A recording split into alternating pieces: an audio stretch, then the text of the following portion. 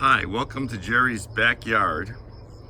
Today I'm going to just be doing an introductory video, very informal, to show you the gear that I use and will be using, in fact, for those little mini macro workshops that I'll be facilitating at the Iowa State Fairgrounds, in the garden and in the ag building on weekdays during the fair. And so I've got both Nikon and Canon gear. I started with Nikon gear back in 1968 or so, 67, and so I've stuck with it, but I recently bought some Canon gear just so that I could become familiar with how that system works, and I'll have both with me. So what we're going to be discussing here is the gear that I use to produce those kinds of macro images that you've probably seen, where the subject is well lit and the background goes completely black. And I'll be discussing how I do that, and that's the main purpose of what we're going to be talking about throughout the session. I'm not going to be teaching people how to use their camera. We don't have time for that. That's beyond the scope, okay?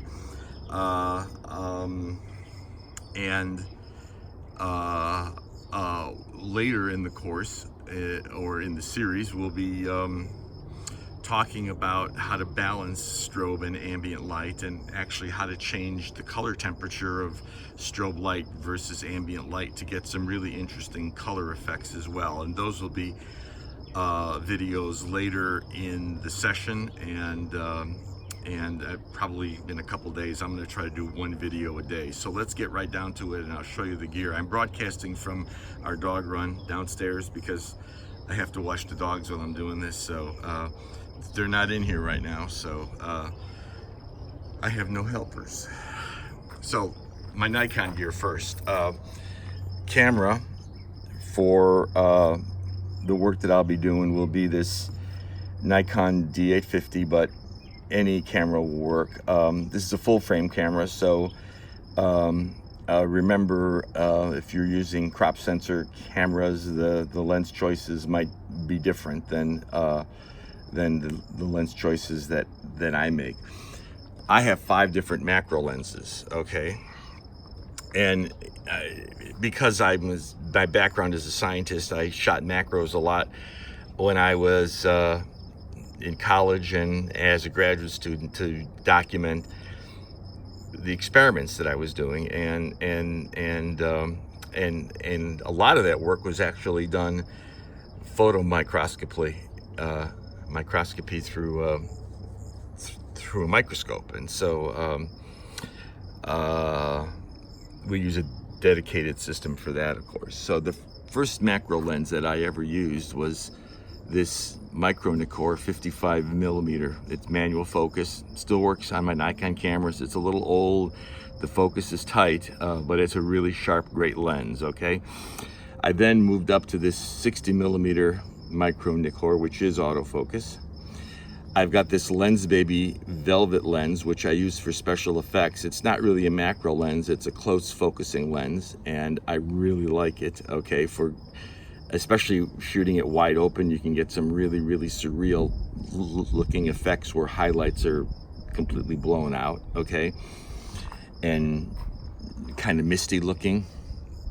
And these last 2 lenses are probably my most used go-to lenses. The one on the left is my Zeiss Macro Planar, which is manual focus lens, and it's what I use for practically everything. And occasionally I'll use this 105 millimeter autofocus Micro Nikkor on the right. I typically don't shoot things like insects and moving things, okay? That's just not what I do, and so I don't care about standing farther away. I'd rather be up close to something, and so I typically use the shorter lens. Plus, a shorter lens has a greater depth of field at any given f-stop compared to the longer lens, and so I use that to effect. Now, to get the light that I need, I use a strobe light, and here's an example of 3 different strobes, and I have the SB800. I have 3 of these. Okay, I really love these. They are workhorses, and they just never say die. I've got an SB900 and an SB910. I don't have the 910 out here, but I have the SB900, which is which has some advantages over the SB800, but again, for the kind of things that I'm doing, I'm trying to travel light, and so the smaller the better. And so frequently I'll even use this SB400, because the way I shoot is because the light will be held very close to the subject, whatever it is I'm shooting. It doesn't really matter how powerful it is, because I'm so close. I'm not going to be firing it at full power every time I shoot. To trigger these, I will, and we'll talk about this little thing on top here in a moment. To trigger these, I almost always use a TTL cable. All these are TTL flashes, and they interact with the camera. Everything is Nikon. They understand everything. There are third-party flashes that will run TTL. I don't have any experience with them, so you're on your own for those. This is the SC29 cable. There are other TTL cables by Nikon and by other manufacturers. If you want to shoot in TTL, which means through the lens, it's really important, because I'm not doing manual strobe exposures here. The camera and the strobe work together to provide the right amount of light. I'll demonstrate how that works in a later video. So while I do primarily use this TTL cable, I will use Pocket Wizard's TTL wireless units as well. And these are the TT5s, which are, one goes on the camera, one goes on the flash, and then this is an AC3, which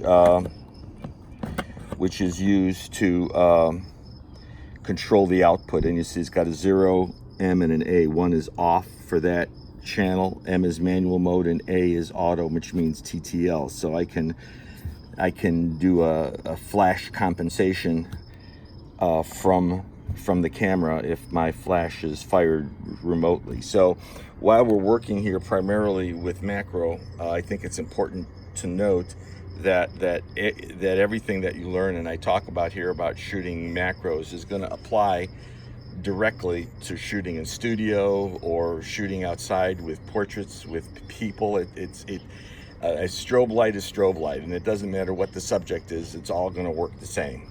And I think that's a really important feature. This little guy on top, this is, for the kind of work that I do with macros and dramatic lighting, and even with people in studio, I typically will put a grid on a strobe or find a way to direct light to the subject without spilling onto the background. Okay, now remember, one really important thing about strobe light, well, about light in general, but strobe light, is that the intensity falls off as the square of the distance from the source to the subject. So if you're holding a speed light up really close to a flower, for example, all the exposure is going to come on that flower. If there's anything in the background, because the light falls off as the square of the distance, just double the distance, okay, you're going to reduce it by half, okay? And so you don't have to worry so much if you're up close. Now, if I'm taking this far away, if I'm taking the strobe light far away from my subject, if the subject is the speed light there, if I've got this strobe far away, now what's going to happen is, because the distance between the speed light and the background is short compared to the distance between the speed light and the source of light, everything's going to be well lit, because the distance between here and here is small compared to the distance between here and here. Okay, so that's really important. I like to hold my strobe lights up really close to the subject that I'm shooting. And so another way to control light, not only by how close you are, but by using a grid. And so I use this grid system from Magmod, and this is a little magnetic coupler that's a rubberized material, and it just fits on the head of the strobe, and I have a number of these, and the grid just magnetically mounts to this unit. And it's really nice because they have all different kinds of systems that you can hook on that can be removed very easily to modify the light in a variety of different ways. And it's a really strong magnet. I can barely pull it off with one hand. And of course you can use both of these if you want to use both of them. It's your choice. Another aspect of strobes is there's this little diffuser cap here, which you can use or not. I generally, if I'm using a grid, I won't use it. But what we're going to use later in the session is we can put colored gels in here and then hold the colored gel on, and they can either be color correction gels or a gel to add color, like a blue gel or something to the background, if that's what you choose to do. Okay, now moving to the to the Canon system. I've got a used 5D Mark II, and which I bought from a photographer in eastern Iowa, and I picked up a cheap strobe, a Canon 320EX on eBay. An interesting thing is that a lot of the control of Canon flashes is done in the camera body, okay, whereas with Nikon you didn't see the backside of this thing. It's got a lot of functionality here. We're in standby mode. I think I left it on when I was working. There it is. It has a lot of functionality on the back of it, which one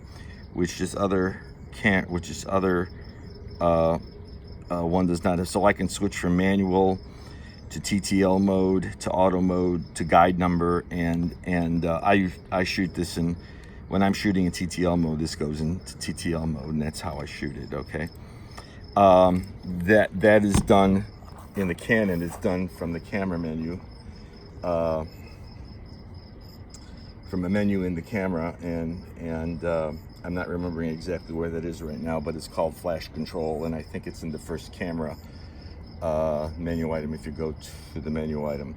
I put all those menu items that I typically use, I put them into my menu in both the Canon and in the Nikon. I have a TTL cable that I use when I shoot this, and it is an OCE3. And it's a Canon, and the lens that I use, I just use a Canon 50mm lens, okay, but then I use the EF12, which is the smallest extension tube for my macros here, and I do have Pocket Wizards for